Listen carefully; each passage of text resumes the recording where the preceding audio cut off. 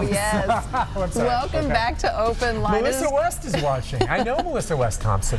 I know Melissa West Thompson as well. How do you know Melissa West? She used to work here. Yes. How do you know her? Though? We've done a charity thing together. Well, she's awesome, and I haven't seen her in a long time. She's Alan Adkins. If you feel like you're coming in mid-conversation, you are. We're also on Nick Beres' Facebook Live tonight. That's Nick Beres NC5 on Facebook. Yeah, okay. That one. Everybody knows what it is. Right. This is on OpenLine Beyond the News. It's your chance to call in, ask questions about Nick so you can get to know him beyond his craziness. Was this your idea? Here, it is. I mean, my not idea. that beyond, but yes, beyond the news. It sure is. That's good. Because you know why? Because I feel like for a while now, for a couple of years, people have been so critical of journalism and TV journalists, and I feel like if they get to know us as their community members, their neighbors, perhaps there won't be so much criticism. They won't think we're this foreign body just coming to them through this box with our own agenda. I love that We live idea. here. We're a part of this. We've got the same issues you do. So and foster more trust, and they'll understand where we're coming. I think it's a great idea. Thank you. Just let them know more. I think people appreciate getting to know you better. There are people who want to talk to you. We have up first. We have Wayne. Hi, Wayne. Wayne, are you with us? See, it's a 15-second delay. I know it's a delay, but you want to listen to your phone and just turn down that TV. I'll hear it before they say it now. Okay, Wayne. Hi, Wayne. You're on.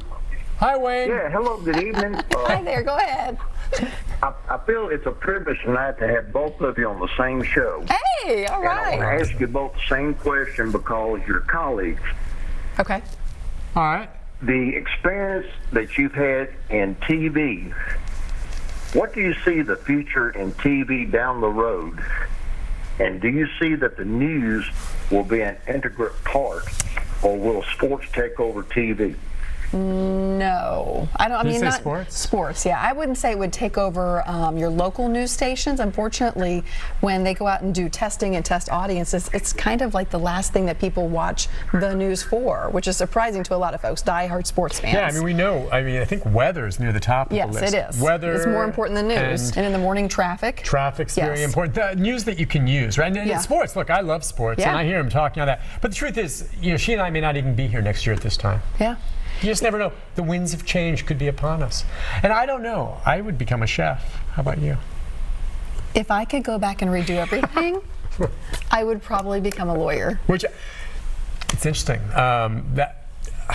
Why? Yeah, Would you? I think, you cover so many trials. You obviously have a taste for this. And now my son is considering going into pre-law. You know, he was looking at communications and he's talking pre-law, and I'm with you on that. I think being a lawyer, and now there's all kinds of. I would be a trial lawyer. Yes. Yes. Would you too? Yes. That's interesting. Yeah. Well, I covered the court beat for a long time when I was in Louisville. Yeah. And really just, you know, I think that so many people don't understand our justice system. And when you sit through court hearing after court hearing after court hearing and trial after trial, you just really come to understand it and how it works, and sometimes how it doesn't work, because it is not perfect by any means. And it's fascinating too. It is fascinating. The legal and the cases that you cover, depending on what you want to be. As far as the business is concerned, you know, we're streaming live, as you said, on Facebook.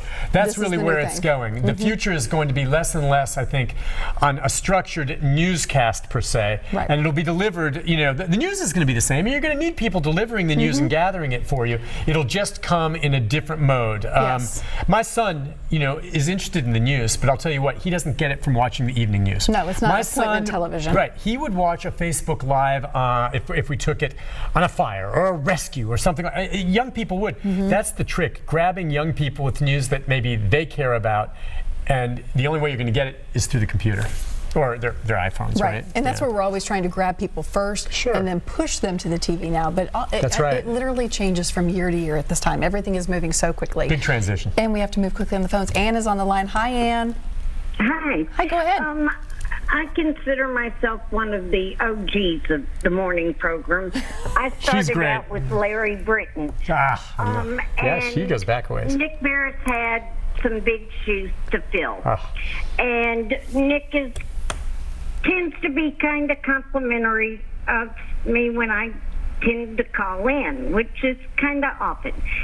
So I wanted to extend the compliment because Larry did a great job and Nick has done a great job. So I really have gotten to know him. I know about Huey. I know where he's going to school. I know about the bees and the honey. And that's what makes it easy to turn on at 8 o'clock in the morning. And I always as I did this morning.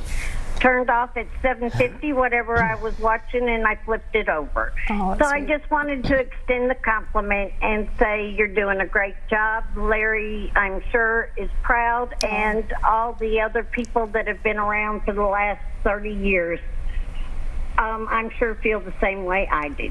So thanks for doing the job that you do. It's appreciated. That is And awesome. that's what I wanted to say. Thank you so Ann. much. Ann is You're welcome. She is a regular caller, and that's one of the interesting things. First of all, just being mentioned in the same breath as Larry Britton, those who know, that is incredibly flattering. But we've had over the years, since I've been doing this so long, some regulars who have been with us that I've come and gone. Some who have passed. Grady Right. comes to mind, had been with us for a long time. Ann has been with us for a long time. Joe is someone who calls in the morning. You get to know some of these regulars, and then as you Right. know, depending on your guests, you'll get callers you've never heard of from Yes. before. Yes. But then I love having regulars, especially someone with an institutional knowledge like Ann, who, by the way, too, why I'm complimentary of her, is she's very aware of the world around her and cares about it. And I appreciate that in any viewer. Yeah, it always helps liven up the conversation. Okay, David is on the line. David, are you with us tonight? Hi, David. You're up. Are you there, Dave? Okay. Hey, go ahead. Yeah. So, Nick, I usually do record MorningLine, especially as the vet. I'm at work, so I can't watch it live, can't call in. But I did hear from the beginning of this show that I wanted to kind of correct. So Metro won't put down an animal regardless of how long it's there unless it's either dangerous or or it's just too sick, too unhealthy. What do they do when they get so crowded, though? What, and you're probably right. I mean, this goes back ways. What do they do? They'll do the free giveaways or the discount giveaways, or sometimes they have these other partners, like Nashville Humane, like say some they have places in New York or in the Midwest where they don't have the overpopulation problem that we have. And sometimes they ship them out there. And then even for the ones that are dangerous with fear aggression, they'll try to find a rescue before the animal goes down.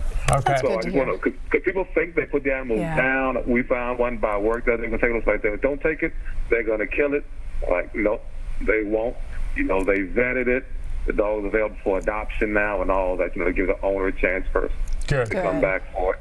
Okay, and listen, I don't doubt you. I stand corrected on that, probably for Metro, and he's right that of late you've seen they have all these giveaways, and you guys have reported on it where it's like $20 and your dog's already neutered, it may have a chip in it, it's ready to go, and that's a fantastic deal because just getting spaying and neuter is expensive, but getting your dog ready to go, they can find a way to give them away. Now, there was a time where Metro and some others where the bottom line is shelters are full, and he's right, they do ship them to the Northeast, and I know there are some still in the Middle Tennessee area and some of these smaller counties where when it gets so, they are sometimes put down. And he's probably right about Metro. It's the very, very last resort, but it happens, and it just tells you how many strays are out there. And the bottom line is you just have to spay and neuter your animals. You have to do it. And they get picked up, and just setting them free and letting them run wild, they get hit by cars, they starve to death. So, but I stand corrected, and you're right, they do some wonderful deals, especially here in Metro, to get those animals out. We were talking during the commercial break, and folks probably heard on your NC5 Nick Beres Facebook Live that we were talking about your sweet wife who was at home mowing the yard because you were not there. Yeah, but the battery's dead and it won't start right now. She's not happy with you, but I want to know how you proposed to her. And how many years have you been married? See, that's the crazy thing. This is one of those where we've been married now for 20 years. Just had our 20th anniversary. We have a son who's 19, and prior to that, we dated off and on long distance for 13 years. What? 13 years. Now, between there were some times where we were apart, maybe, but it was long distance relationship things. So when you think of some super romantic, crazy kind of like get down on the knee proposal, it wasn't that, because after 13 years, it was kind of like, We're you married? Yeah, okay, whatever. And there you go. So I know that's blah. Now, if I had proposed to her, well, no, and I'm sorry, but you can kind of understand after 13 years of being together, it's kind of like, you know, let's just make that next transition to it, okay? And that's so that's kind of different anyway, I suppose. Are you romantic? Gosh, after so let's see, 13 plus 20, 33 years together. I mean, do you open the car door? Oh yeah, sure. Well, that's good. That's romantic. Well, I mean, but are we romantic? No. I mean, it's like, is the honeymoon over? Maybe. I mean, sometimes like twice a year. Yeah, but after romantic. 33 years, things change. Oh yeah, but it's more like you transition from that stage where everything's romantic and everything to now to where you have your boyfriend, girlfriend, your husband. Now I'm married to, the way I look at it, my best friend. Which is great. And that comes with the fact that you care about her and you love her. But that's kind of the approach I look at it now after 33 years. It's like no one knows me better than her. Yeah. And I guess I like to think I know her pretty well, even though sometimes she say I don't pay attention. But no one knows me better than her, and that transition is kind of great, where you've got that comfort zone there. So that's what I'd say about, how long have you been married now? It was we just celebrated 11 years. 11 years. Think about that. We dated for more than that time. I know, that's crazy. And 11 years, I said, like when we were 11 years in, it was still very romantic. But after 33 years, I don't know about you, but things change. And it's not for the worse. Some things change for the better, some for the, but in general, it's for the better, because you really feel comfortable with where you're at and your best friend, and they know what you're thinking before you say it. What, does that make sense? I agree with you to some extent, but I get caught in that trap too. But I'm saying from a woman's perspective, a romantic sign, something out of your wheelhouse, get outside the box every now and then. Just lay a card on the counter before you leave for work. Leave her a little post-it note. I'll do little things like absolutely, or chocolate chip cookies or whatever that she happens to like or something. Perfect. But it drives her crazy because she doesn't want that. But talk to me after 33 years. Okay. That's all I'm going to say. I think that's fair. And I'm not saying you're wrong, and I guarantee you there's couples out there that have been married for 50 years that are still as romantic and loving and all that as ever, and everyone's different, and that's great. But after 33 years, things do change. But yeah, what you just described is accurate. I mean, the little things, sure, you think it's just, no, it's not like me and my buddy Bud going surfing and, whatever. I hope you're not leaving love notes for Bud. No, I don't leave that. So that's still there. But times do change. Things do change with time. They just do. They just do. How did becoming a father change you? Everyone talks about how fantastic it was to have kids, and I would say I could remember exactly what the heck I was doing before my kid came along, and I miss it. Really? Heck yeah. It was, that's awful. That's awful. No, I love it. Kids changed my life. Of course I love my son, and it was great. And you have my son, and I wish him well and care for him and all this, but everyone's like, oh, it's family. I guess I'm non-traditional, and my thing is, I'm glad he came along, but everyone acts like, gosh, I don't know what I did before my kids came along. And I know a lot of people say that, and that's great. I know exactly what I was doing before my kid came along. Are you getting back to that? And there are things about, no, but I did it while he was here. Good. We found a way to share it and make him part of it. Yeah. But it's not like I had no life before my kid came along. Let's make no mistake about that. I had a great life before my kid came along, and I had a better life when he came along, which was fine. But I'm not one of those people. And people, I just don't know what I did before my kids came.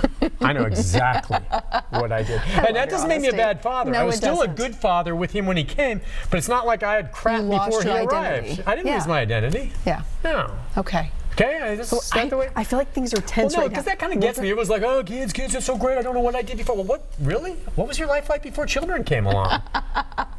Okay, we're going to take a quick break. We'll continue on Facebook Live. We'll get things upbeat again. And we've got lots of calls. Good thing. I'm glad you asked about kids. Let's see. What are people saying? Well, they're saying some people probably don't agree with me. Ask me about